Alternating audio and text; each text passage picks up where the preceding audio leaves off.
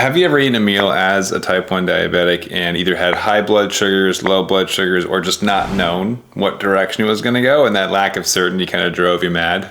At least for me it did. I was having a discussion with one of my private clients recently who lives with type 1 diabetes, and they've been noticing this trend of blood sugars just not cooperating after meals. And they asked about the exchange system. And I said, we've got something better for you. It's called the insulin to carb ratio. But there's actually more to it than meets the eye. There's reasons behind our blood sugar numbers, especially at mealtime. And most of them are not discussed in our doctors or endocrinology offices. And so what I want to share with you today in today's episode is actually this counterintuitive method that is largely misinterpreted by our medical teams. That's going to help you to identify why your blood sugars are doing what they're doing, but more importantly, how you can actually fix it. If you don't know who I am, my name is Matt Vandevecht. I'm a certified master fitness trainer and nutritionist. I live with type 1 diabetes, and I experiment on my blood sugars all the time so that you don't have to. And in today's lesson, I want to help you to fix your blood sugars around mealtime so you can actually enjoy your food again and have some more freedom and flexibility with the food choices as well. But tell me if this sounds familiar. I was chatting with one of my clients, right? And they were discussing how their blood sugars after meals always go high. And they noticed that back in the day, they used to not have this issue. And I said, well, tell me a bit about that. And they said, well, my doctor always told me 10, 20 years ago that when I had a meal, I had to eat the same food, take the same insulin, and eat the same time of day. And I would count my food based on servings, so to speak. She's like, okay, how many servings of carbs? And each serving was one exchange, and one exchange meant a unit. So she'd take a unit based on how many servings of carbs. And I said, okay, I got good news and bad news. The good news is there's something better these days that we can use, and I'll teach you how to do it. The bad news is there's something new and I have to teach you how to do it, right? And she was like, but I love learning. It's a good news. I'm like, okay, it's good news. I agree. So we talked about what's called the insulin to carb ratio. Now, what this means is that for X amount of carbs, you need to take Y amount of insulin. So what I want to discover is if I take 1 unit of insulin, how many carbs or carbohydrates do I get to consume and balance things out. Now, the issue is that with this system, if you take too much insulin, you go low. And if you don't take enough insulin, you go high, right? That's the basis of type 1 diabetes and kind of all that we have to deal with, right? But when we look at it on a deeper level, and with this client, I actually had, in the moment, this interesting epiphany and this method that I taught her. We'll call it the train training. Because it has to do with trains. In the moment, I just it clicked for me as I was teaching it, as a lot of things do, honestly. It's kind of fun. But I said, it's kind of like a train pulling into a train station. See, a train has a different amount of cars on it. We'll say a subway, right? I used to live in New York for a couple of years when I was doing a whole modeling and acting thing. That was a past phase of my life. But during that time, got very, very familiar with the metro system, right? Looking at taking the trains or subways everywhere. And I loved it. And I miss that about New York, actually. I'm heading back there in a few weeks for my book launch. Really pumped about that. So if you don't know about that, I'm publishing a new book, and it's going to be out shortly with a lot of the methods that I teach my private clients. So check the description of this episode. There might be some more info for you there. But I said it's like a train coming into a train station, and there's a certain amount of cars on that train, right? Cars being like cabs, right? Because not cars like a vehicle, but there's an amount of cabs on each train, and each cab can hold a certain amount of passengers. The train is like your insulin. So depending on how many units you give, that's how many cars or cabs are on this train. So if you take 5 units, there's 5 cabs, right?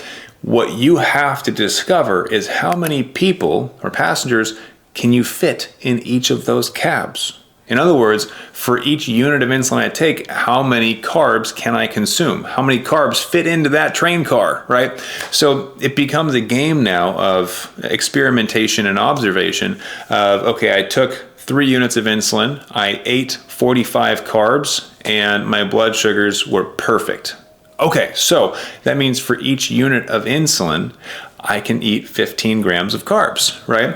And it's really exciting when you have your insulin to carb ratio dialed in, because it allows you to have more flexibility in not only the amount of food that you eat, so you don't have to eat the same foods all the time, but also in the types of foods that you eat. Now, the tricky part is both in the volume and in the timing of your insulin. So we've also got this crazy thing called a pre-bolus, right? When you gotta time your insulin so that the train arrives to the station the same time the people do, right? Because if the train arrives too late and the people go first, this means you eat your carbs before you take your insulin. Well, now the people are on the train tracks, right? And the train comes and it doesn't end well, and you end up with a high blood sugar, right? Alternatively, if the train is early and the people aren't there yet, then the train comes and the train goes, and then the people miss the train entirely. It's a low blood sugar, right? If you take your insulin too early and you forget to eat, let's say, the insulin hits first, you go low. So the timing is, I'd say, equally as important as the volume piece, but the volume is what we're discussing today. Now, if you don't know how to determine if your insulin to carb ratio is correct, or if the train cars versus how many passengers you can fit per car is correct, a real easy way to look at this is a couple hours later, did your blood sugars go high? Did they stay perfect? Or are they low? Right? So if your blood sugars are high, well, you tried to cram too many people in the train car. Right? You need to have less people or less carbs for that amount of insulin. If your blood sugars are perfect, congrats, you found your balancing point. That is how many people you can fit in your insulin train car. Now, if your blood sugars are low and you had to have extra sugar, there was a little too much space in the train, right? You didn't have enough passengers, and the government is mad because it's no longer an efficient form of travel, because you had like 2 people for each train car, right? So you have to figure out the balancing point within that system. So I was talking to this client, and ultimately we're trying to help her to understand what an insulin to carb ratio was. So that is at its core what it is. You're looking at how many passengers can I fit per train car, or how many carbs can I fit per unit of insulin. And once you identify that, it's no longer I have to eat exactly 15 carbs for each meal. It's I'm going to eat whatever I want, and how many carbs is that? And then I can reverse engineer how much insulin I need to pair with that, right? So if I have, we'll use the example of 1 to 15, right? So like the example, I ate 45 carbs, I took 3 units of insulin, everything balanced out. That means 45 divided by 3, your carbs, total carbs divided by your insulin, gives you your ratio number, your 15. So 45 divided by 3 is 15, which means total carbs divided by insulin tells me how many carbs I get per unit of insulin. So if I were to take 1 unit, I would eat 15 carbs. 2 units, 30 carbs. On the reverse of that, if I found a snack that has 30 carbs, how many units of insulin would I need? 2, right? So I can use these ratios to understand my body better. And by the way, everyone's train cars are different. Everyone can fit different amounts of people or carbohydrates in a train car or per unit. So my insulin to carb ratio might be 1 to 15. Yours might be 1 to 3 or 1 to 30. They vary greatly. And there's a number of reasons behind that. Just like there are different types of trains, right? In Tokyo, I think, there's the bullet train, right? In some United States areas, you'll have like the Western locomotion type train, the good old, I don't know what they're called, but steam coal-powered trains. I'm not a train guy, I don't know this realm very well. They're in New York. When I lived there was the air train, right? Transport between the airports. So depending on your body, you might have a different capacity for these passengers, or different capacity for carbohydrates per unit of insulin. Now, what's really interesting is that depending on a few factors, your capacity or your insulin to carb ratio might change day to day or even meal to meal. Prime example, you're taking the train. Is it during rush hour and you're packing in all the people, or middle of the day, there's nobody there, right?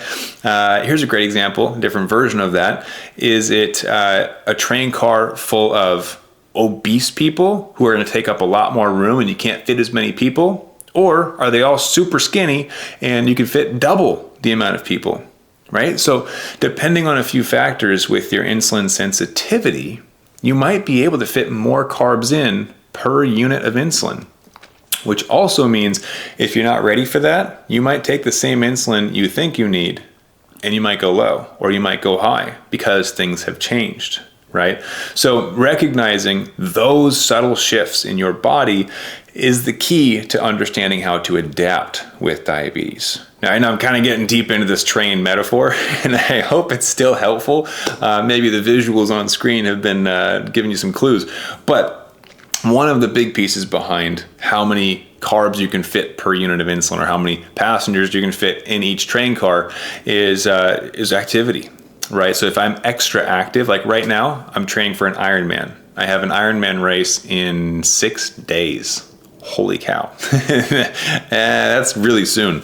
Now, if you don't know what an Ironman is, it's a 2.4 mile swim, 112 mile bike ride, and then a marathon, a 26.2 mile run, all in the same sequence, same day. You just go 1, 2, 3. It's going to be challenging. And I can tell you that at the end of that race, my insulin to carb ratio will be dramatically different than it is right now because I will be extra insulin sensitive, right? So the cars on my train are now larger. They can pack in more carbs per train car.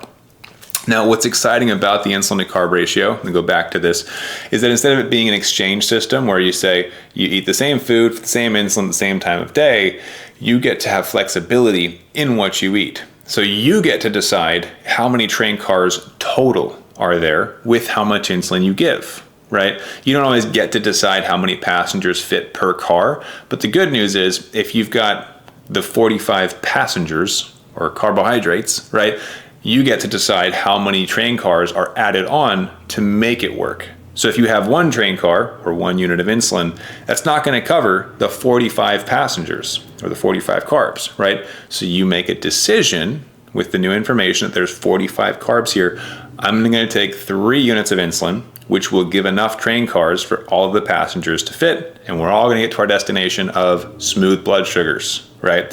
So if I have an extra large meal, I might give more insulin. If I have a smaller meal, I give less insulin. So the insulin to carb ratio allows us to have that fine-tuned capability. Now, I did mention earlier, what if you have overweight passengers and you can't fit as many in? How do you know when these things change? And the issue is that if you don't have your blood sugar formulas set up, you won't know, right? You won't have this basic understanding of the moving parts of diabetes. So understanding at a deeper level what makes blood sugars move is going to be your key. I talk a lot about that in my book, by the way. So again, in the description, if it's out, which it will be in a few weeks after the point of filming this, it might already be out. Check the description for resources, either the book or some other stuff we've got for you. But a few of those. 1, activity level. If you have a dramatic shift in activity, your insulin to carb ratio, insulin sensitivity factor, there's a good chance they change. 2, big shift in diet. You might be more insulin resistant if you eat more fat that day. 3, lifestyle habits like sleep quality or quantity, extra stress, dehydration. Those things can also impact your insulin needs. And these are just naming a few. As long as you're aware of those, you'll be able to adapt and shift as your insulin needs shift as well. But the very first step is trying to figure out how many passengers you can fit in each train car. In other words, how many carbs do you get to consume for each unit of insulin that's given? That is your insulin to carb ratio. I really hope that helps. A lot of the stuff that I do on here is a mixture of entertainment and education, but I'm leaning more towards education right now, as that is my passion. Ultimately, to help you lead a life where blood sugars don't get in the way of you having your best life become a reality, where you get to have more flexibility and freedom in how you live life. And a big part of that is knowing exactly how much insulin to give for whatever that day throws your way, right? Whether it's a different meal, if you're out with friends and family and you want to have pizza because everybody else is eating pizza and you don't want to get left out. Or maybe they're all going for a family walk after the meal and you know for sure you're going to go low because insulin on board plus a walk is tough. If this kind of stuff interests you, or if you want to dive a little deeper with me, if you haven't yet, I would consider subscribing so that you get notified. Stick around for more, maybe watch a few other videos. I hope you find it helpful. And if you're the kind of person that wants to do good in the world with other people living with type 1 diabetes, share this around. There's a good chance that, just like my client who's had this disease for 30 plus years, there's a good chance that others might not know what we know. And the insulin to carb ratio being one of those factors. Maybe it's the pre-bolus, but let's spread the word, get the knowledge out there. Do good by sharing this video if you think you know someone who could benefit from it. I appreciate you. Be sure to stick around for next week's episode. Have an amazing rest of your day. And keep up the fight.